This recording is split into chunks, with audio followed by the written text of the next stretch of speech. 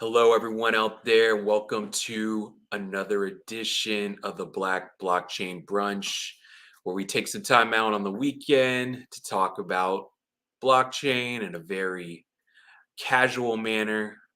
You can do it while you're drinking a mimosa, getting that egg sandwich, or a nice country breakfast brunch going. I'm your host, Kamal Hubbard, and we're here on Black USA News. So want to give shouts out to Marcia Jews and Donnie Glover, of course. You can catch their shows every week, every day this week or next week, I think. So mornings for Donnie Glover, evenings for Marcia Jews. Also, we got my very, very esteemed broadcasting colleague, Art Blacksher, broadcasting out of Oakland, California for the Black Business Roundtable. So be sure to check in on Art every Thursday evening when you get an opportunity, as well as the other offerings by the content creators and contributors here on Black USA News. So today, I have a very special guest to talk to us about blockchain, how they got into blockchain and what they do in blockchain, which is actually very great and very amazing. So I don't want to wait any further. I want to bring in a very, very accomplished and esteemed gentleman in his own right, Mr. Vince Randolph of the Junior Wallstreeters. How you doing today, sir? Hey, how you doing, Kamal? Happy Saturday to you. How's everything? Going great, going great. I'm glad to have you out on the broadcast today from Baltimore, Maryland, or the DMV area. Whereabouts are you from? Why don't you tell everybody who you are and how you got into this thing? Yes. So today coming to you from New Jersey. So Okay. born and raised actually in North New Jersey. My background is tech, marketing, design, and really just being from a neighborhood that a lot of people would consider like underserved or underprivileged in some of those aspects. We just always had to go twice as hard to really, kind of get half as much a lot of times. But um, I was really encouraged to not give up because I've never seen any, you know, more entrepreneurs, scientists, engineers, just like on my own block growing up, people that had a lot of this knowledge. They may not have had the credentials and the degrees like that, but a lot of the people that I learned from that encouraged me and motivated me to kind of keep going were right from my own neighborhood and community. So at some point, um, I told myself that I wanted to do everything I can to really like empower my community and you know teach people, um, I guess, how to use their gifts, right? I feel like my gift was art and design that helped me kind of make a living for myself. And then I got more into teaching. First started doing like design, education classes, game design, web design, things of that sort. And again, my goal was really to just kind of show people how to leverage those tools, their skills to help make money for themselves. Um, then kind of came in this world of trading. I wasn't really into stocks and things like that before. Crypto crypto crept in early on, Bitcoin and things like that. I had some friends around me that were doing some mining, so got heavy into mining at first. This is when Bitcoin was probably worth, you know, nothing really. Everybody got into it really early, and then it's like, oh, this isn't paying off. And then much later it did. Um, and just recently, probably within the past couple of years, I started working with Junior Wallstreeters because I really, you know, absolutely just love their mission of utilizing financial education to address not just the wealth gap, but like the racial wealth gap in between, you know, black and brown people and the remainder of the world. And it just really connected with me and, you know, the opportunity to work with children, or not say children, but youth and, you know, different, you know, people that I would consider a little bit younger than me, that reminded me of myself when I was growing up, to, you know, kind of show a different way of kind of looking at things, you know, just became really, really kind of close to my heart. It's something that, you know, I teamed up with the director. I'm in the founder, Mr. Kevon Chisholm on. So it's something that's really beyond a passion. It's really a purpose of mine. It's something that I think is crucial for us to do in our community. Yeah, absolutely. And the mission certainly aligns with what I'm doing and my mission as well to, definitely give back to the community. And this is one aspect of doing it. And I think this is also an aspect that is somewhat overlooked. And so, but I think with the learning curve that's associated with blockchain and cryptocurrencies and NFTs and Web3, there's some hesitancy. Right. And, you know, so that's why I really appreciate what you guys do at Junior Wallstreeters, trying to expose young people early Mhm. and help them wrap their mind around these concepts. And I've had an opportunity to speak twice before, a couple of groups of your summer camp participants, and it was really enriching to just be there. Really good energy. It's great to see that the kids are also interested in learning this as well. So, hats off to you though. I mean, you've definitely been doing this for a few years now, and I'm obviously very new, but very happy to join the team and helping out where I can. So, you kind of talked a little bit about how you got into blockchain, but what made you actually really decide to invest more in actually teaching? And what are some of the concepts you teach at the Junior Wallstreeters? So I would say what made me really start to take it serious was that it worked for me. You know, um, not everything that everyone else was doing worked for me, but you know, I did some things as it related to cryptocurrency and blockchain early on that worked for me. Um, I think the first thing was right. I had a bunch of friends that were mining. Um, we knew what cryptocurrency was. We knew what the blockchain was. We were all into technology. We were all really excited about the blockchain and its technical capabilities. The ability to create currency on it really just blew everyone's mind.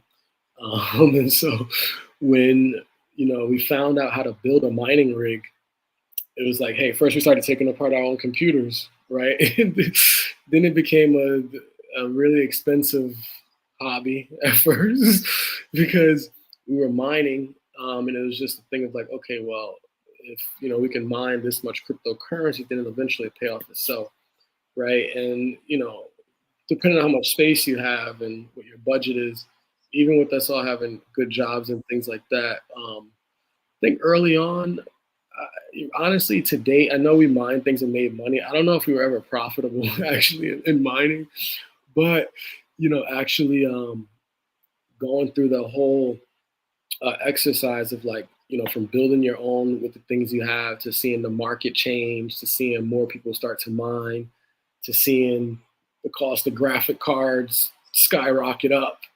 One day we go, they're $200. Okay, we buy 10.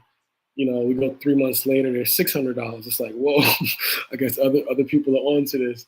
then there's no more graphic cards at all in the supply, really. Then you see websites starting to sell different types of miners and things like that. So I'm like, okay, like this must be a thing. And just as a being into technology, I've always been someone that's been, I guess you say, like an early adopter of things. And I had a mentor of mine always tell me, you don't always have to be first to market. You need to be best to market. So we were just big on like R&D. So a lot of that, we did make money. We made more money, I would say, like trading probably than mining, but it gave us the R&D we need to kind of, eventually we kind of became experts in our own circle, but we were still learning. So just kind of being a part of like the community growing really is what showed me like, okay, well, people need this knowledge, people need this information, and it's best to continue to learn for ourselves so that we can be able to kind of have this dialogue with them. Um, and then when I think some of the platforms like Coinbase and Robinhood and some of those things like early on started to come about. Any extra money that I had, I would say Coinbase first because Robinhood wasn't always around. That came out after the fact, but um, I looked the other day. I first bought Ethereum when it was like $400, and I was holding on to it, sitting there. It went up to 700, 800. Got happy, made some money, and I exited out. and I just looked like back then. I'm like, wow, like same thing with Bitcoin. Like I had Bitcoin.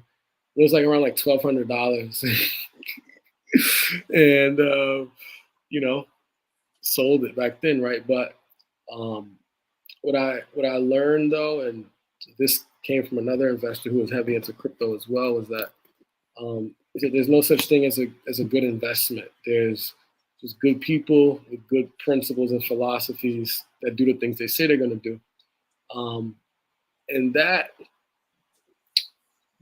along with a lot of my friends around me were all engineers also, right? One of my close friends was a chemical engineer. He was kind of like the ringleader that got everybody going. So everybody was really smart mathematicians. We knew that this would work. We just didn't really know like when, you know. So we stayed in it, stayed involved, and really, just seeing where it's at now is a galaxy away from what we ever expected it to be. And I'm sure there's a bunch of stories you hear about people saying like, "Oh yeah, I had Bitcoin when it was this," or "I had XRP when it was a penny," or things like that. You know, but just bringing it back full circle, it's crucial. It's really crucial. Like the knowledge of how cryptocurrency works, how money works, the financial education that came along with it. That's what really pushed me into, okay, well, how do I determine if something is good to invest in? How do I determine if the person that's putting it out there is a good person or if this company has good philosophies? So that's what really started taking me more into like looking at things from a financial analysis standpoint or actually looking at the business. Um, yes, I know it was a little long winded, but No, and this is the thing, right? And I understand it, and people who have gone through the journey understand it, right? And I mean, I think for a long time, people kind of use the term like the rabbit hole, right? The right, crypto right, rabbit hole. You fall into it, and you find your own way, right? And just like you started out as a miner, I started out um, somewhat as a trader and a mm, consultant, and serving customers in need, and um, that is mm, a different road for sure. And since I had clients who they had different issues, and there's confidentiality at points, and just got to still respect past clients just in that regards. But um, I got a sense of same thing, right? Like I didn't necessarily know why people wanted it, but the fact that people would want Bitcoin just around the clock sometimes Mhm. over on the week, like 2 p.m. on a Saturday, right? Like, and that was also the good thing about it, right? Because it went beyond banker's hours, right? You have this 24/7, 365 market Right. where it's constantly in supply and demand, right? Constantly in demand, and there's constantly a supply, and you're always just trying to meet those orders. And like I said, that was what intrigued me. You never knew why people wanted it, but sometimes people would, hey, I don't care what time of day it is, I want it. You got it. And I'm like, Yeah. all right, uh, this is interesting. Sometimes, like, well, I don't even care what you want this for. Like, Right. you know, um, and you don't even really want to dig too deep sometimes too. I think like once again, everyone has their journey, and Right. I'm not even saying that necessarily. Like there are some people who just uh, were victims of ransomware attack. Like Right. so. You it's not my place to say, well, what's on your computer? They just want their data back, right? So, like, and they're desperate to get their data back. So, once again, you want to serve your client as quickly as possible so that they can get out of that situation, right? Um, and that was most of those clients. It wasn't like nobody really told me ever outside of the fact of the Right. ransomware attack situation. So, but just in general, right? Other people, like once again, financial institutions Mhm. who are looking for Bitcoin. And they don't care if it's Saturday or Sunday sometimes, Right. or at least, their agents or their brokers, they didn't care if it was Saturday or Sunday. They're like, well, okay, what's the status of this? Like, okay, you come from banking and finance. This is the weekend. We're not working. And they're like, we don't care. It's So been months. always It's happened funny. in the market. Mhm. Right, it's always funny, Yeah. but, like, it's interesting because, you coming from the technical and the mining direction, you got to understand it better, right? And like I said, even though to a certain extent, I was a trader and always try to be a better trader, um, I came in from that approach and Mm. understanding, okay, hey, this is constantly going to be in demand. Doesn't matter what time of day, people are going to want it. And that's when it, for me, it was like, oh, okay, like Right. that was one Um, of the light switches that flipped on for me, one of the many, mm. right? And there's still always going to be these light switches. I mean, for me, like, um, just coming across my initial studies of Bitcoin and while I was studying the credit crisis, right? And understanding how the Bitcoin white paper and this is intended to be peer to peer electronic cash transfers, right? So you to me to you to somebody else without having that third party intermediary saying, no, we're not going to allow this transaction, or we're going to put on a 30% fee on this transaction, right? Like those sort of things um, really piqued my interest in terms of, okay, hey, this can be very powerful for the Black community who has a pretty healthy track record of being financially disenfranchised in this country, right? And then when you look globally and the global implications of decentralized finance, um, it really is, I think, in our community's best interest to understand it better and see how we can leverage it. So Absolutely. I come from even more like getting further positioned and specializing in DeFi, but I know that Mhm. you have an interest in NFTs. So, you know, can you talk to folks about how you got interested in NFTs and, what piqued your interest in that regard? Yes, sure. NFTs. So when I first heard about NFTs, um, what I'll say is I my ear caught the hype because I didn't apply, what I already knew about the technology to it. If they try to figure out, okay, what exactly it was. Um, so initially, we heard about all of these people kind of just tokenizing different assets or different products, right? So we've seen like early use cases of like different museums, you know, kind of making art out of NFTs. There's another early use case of someone taking someone's stuff off their own Instagram page and selling it as an NFT on their own. So there was all these different crazy use cases that I'm like, okay, like what exactly is going on here? But then when I realized like, okay, they're just, they're creating something where there is essentially a limited supply of it. That's the NFT part. That's the non fungible token, which means that you can choose to create whether it's one or say that hey, this is the only one. It's going to be out after 10, after 100. But I started seeing, oh wow, Tampa 100. Oh wow, Hey, Michael Randolph, we're just looking at your comment. It's 117 degrees in Tampa, but we know you're staying extra cool out there. right. I love Tampa, Another Florida, man. brother Randolph, right? Yeah, Also, yeah. Hey, man, we know you're staying cool yes. 24/7 out there, but yeah, Mhm.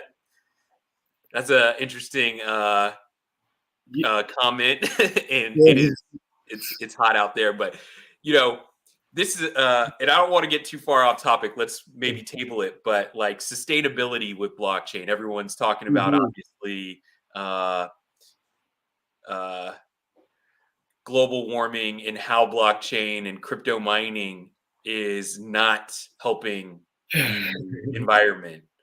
That's all changing, and to a certain extent that wasn't necessarily completely fully true, so Mhm. maybe we could talk about that, but this was an interesting quote that Right. I thought we got a little laugh out of it, Yeah. but do please proceed at what you're saying Yes. about NFTs. Um, but yeah, the NFTs. I started really looking at uh, what can be done with a singular piece, right? How do you provide like you know, essentially proof that you're the owner, right? Um, I started to see, I didn't, then once I started to understand the technology behind it and what people were doing, a lot of the hype with the NFTs skyrocketing and exploding, I realized it was just almost like kind of some penny stocks exploding, right? Some things had actual, tangible substance behind them. Other things didn't. It was all hype.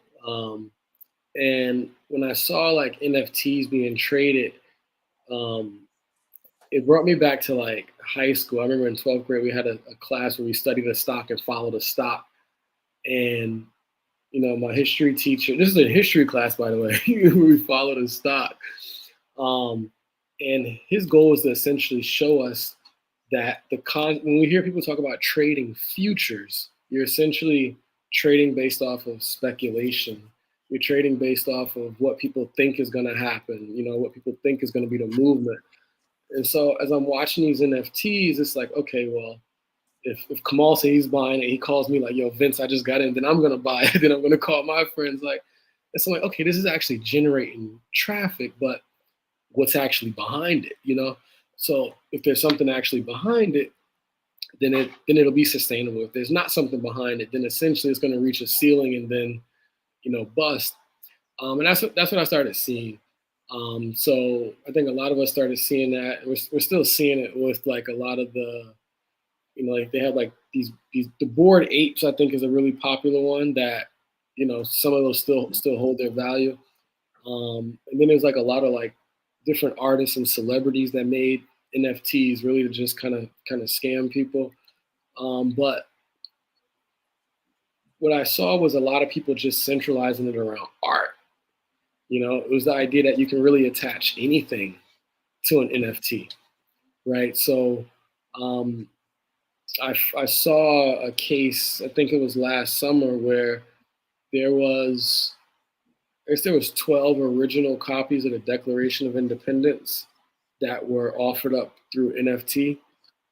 Um, and so that was something like, okay, this is a physical item that's real, and whoever has the actual original source of it can now say like, hey, well, this is my proof that I have it. And once they put that up, whoever's actually purchasing it can see the whole history of it, right? You can see the whole history of kind of essentially where it came from. We can't see who wrote it or anything like that, but we just see like, okay, who's in possession of it now, who published it or minted it, right? Um, and you know, I think that opened up the floodgates for um, people being able to cut out the middleman as it relates to, uh, I would say, like ownership rights and royalties, and things like that of sort. Um, Another use case I saw last year was a lot of like artists and musicians dropping albums exclusively through NFTs, right? I just see the whole infrastructure of blockchain really as being something that's like decentralized. That you know now we can put what we own on it, right? Whether it's your music, your original creation, and show that you're the owner. And like music, for example, if someone wanted to get sample clearance or something like that down the line, just when you originally create it, you can write all your rules and everything already in there, right? Someone can, if you have a song on the blockchain, someone can say like, "Hey, I want to use this song for a sample," and you know, whatever rules you already wrote into there, essentially, you can get paid out. You can get paid out, excuse me, for whatever percentage you may have wrote in there without having the need for a middleman, right? If that person wants to go and say reproduce it or resell it, you can still have that already kind of tied in. So um, I seen like blockchain and the creation and use of NFTs more as like um, the a digital poor man's copyright, right? But it's much more substantial than a poor man's copyright because it's like there's an electronic proof, and there's a ledger that's showing the history of kind of what's always happened in it. Um, and now I'm looking more at I'm seeing a lot of people use NFTs really to do like exclusive drops of things. Um, I've purchased some NFT art myself, but only from artists that like I know are actual artists. They have actual work. They have actual communities. I try to stay away from the hype when it comes to NFTs, but I do see the concept of an NFT as something that's like it can be like a rare collectible, um, but again, just always doing like your due diligence on who's putting it out. Yeah, I think that is very important too. You know, uh, it's interesting the way everything kind of operates cyclically, right? Especially in crypto. Right now, it still seems like AI is, what's trending. But Hmm. before AI, it was metaverse. And Right. then before metaverse, it was NFTs. And before NFTs, it was DeFi. And then before DeFi is crypto. So, um, Yes. right. And so you know, I feel like, and I actually worked on an early NFT project. So, in just everything that kind of went along with it, like what I felt is that NFTs need to mature, right? They need to mature beyond just being a digital. image, you Hmm. know, and we're starting to see that, like you said, with actually putting albums on an NFT. Um, there's actually one NFT project that I like right now, which is with Elephant Money on the Binance Smart Chain. Okay. And it's not just a piece of art necessarily, but you have the opportunity to stake that NFT and then earn, a small percentage, daily percentage. Um, and it's a pretty interesting project. So for it immediately has value, right? Right. And they have like a first round that allows you to um, get an NFT for one BNB, and then after that first round, those NFTs will double in price. So to buy a new NFT to stake and earn thereby, you would have to pay two BNB.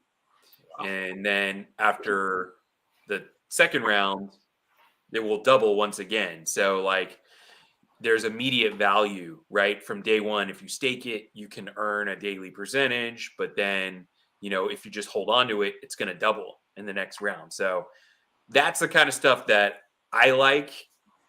And don't get me wrong, I enjoy art and I appreciate art, but like as we're starting to see NFTs mature, these are very cool things that you're going to see. Right. And I'm pretty sure with Bored Ape, you can like stake your Bored Ape and Hmm. get ape coin. So Right. Right. these are Right. cool things to really bring in community and NFT spaces. But what are some NFTs that you or projects that you're looking at that you're excited about?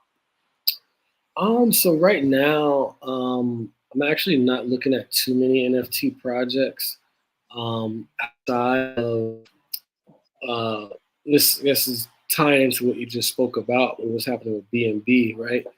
Like, yeah, I'm heavy into art, but I'm looking at it more as like, right, it's a digital asset, right? And um, one, what NFT projects are actually tied to some type of assets or something substantial, um, and two, like what type of communities around it, right? So looking at like some NFT projects, well, looking at kind of watching what's happening with NFTs as it relates to gaming.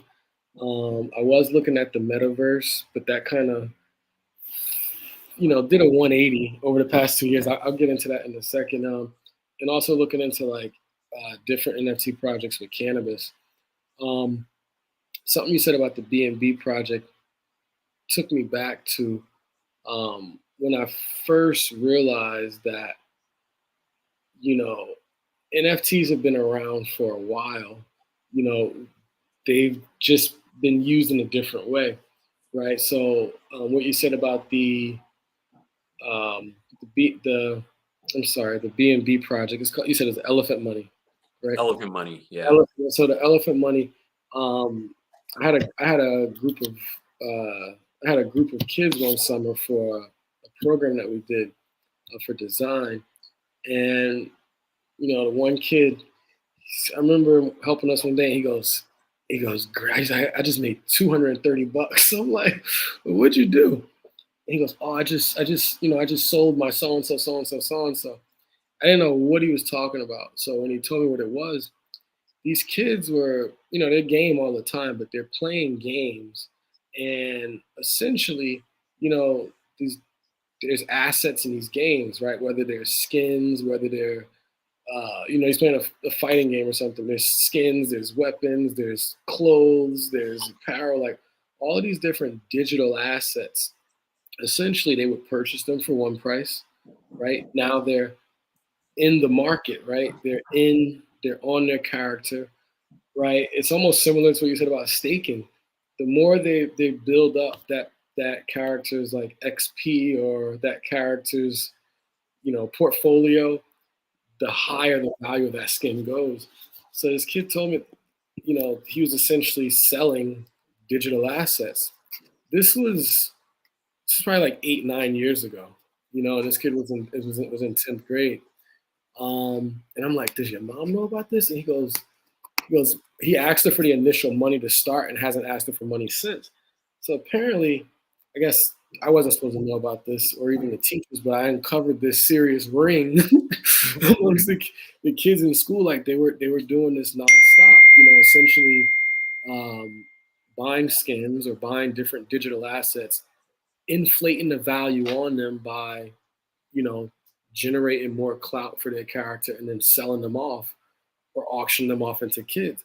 And then the kids would want to buy them, even if they didn't have the capacity to play the game. Some kids' parents just gave them money. Now that gave them clout, right? And I'm like, okay, these kids are trading. Like, do they even realize what's going on? They realize it, but you know, that was an early on version of NFTs, and it's like, okay, they had an actual real community behind it, and essentially, I think that's kind of still going on. We touched on what the metaverse. The metaverse became a space where people were, selling NFTs in it, selling real estate in it, for like astronomical prices, like a year or two ago. Um, then it kind of flipped upside down because people were essentially paying for digital space in a fictitious world that right, some of it's connected to some utilities, some of it's not, but again, it's all about, like, what can you do with it, right? Is there a community behind it? um, so that's I'm looking at some things, actually. I'm looking at some viable ways of still being able to use the metaverse, for like education and even like retail commerce, like e-commerce. Um, so those are some of the things that I'm kind of still keeping my eye on right now. Awesome, awesome. Well, Vince, I want to thank you again for taking time out of your weekend. It was smack dab in the middle of a Saturday out there in New Jersey. Uh, Thank you for joining once again. Can you share a few other things that you would like to leave out on about the program with Junior Wallstreeters, or just anything else you'd like to share? Yes, absolutely. Well, definitely want to thank you, yourself, Kamal, for inviting me onto the show today. Thank you for even participating in our program, this past summer with our youth, and even for donating some of your own cryptocurrency to our participants and students. That was great, and you know, Junior Wallstreeters' goal again is to address the racial wealth gap using financial education. We're always looking for assistance in doing that, whether it's through sponsorship, donations, or even people just, doesn't have to be money at all, right? Donation of time, knowledge, expertise, really something to um, keep us motivated, right? Keep the youth motivated. Um, it was someone like yourself that kept me motivated, when I was younger. So, I always like to just ask, everyone to, when we talk about like donation or sponsorship, investing time, giving someone a word of encouragement, a wise word, or just a pat on the back saying like, hey, like, you're doing the right thing, always, definitely goes a long way. So definitely want to thank you for that. And, you know, everyone out there, definitely check out juniorwallstreeters.org. Um, you know, we would be happy to, have you on board and have your support in the mission.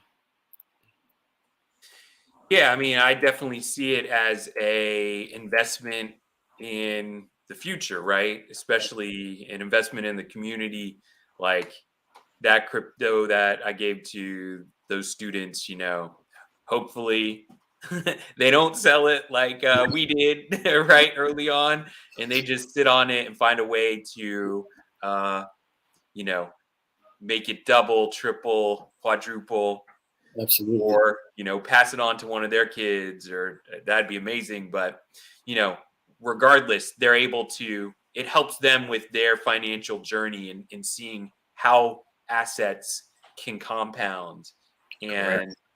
you know how making investments early on can pay off down the road in Absolutely. the future. So, Absolutely. well, thanks again, Vince, and thanks again, everyone, for tuning in. We'll see you very soon here on the Black Blockchain Brunch.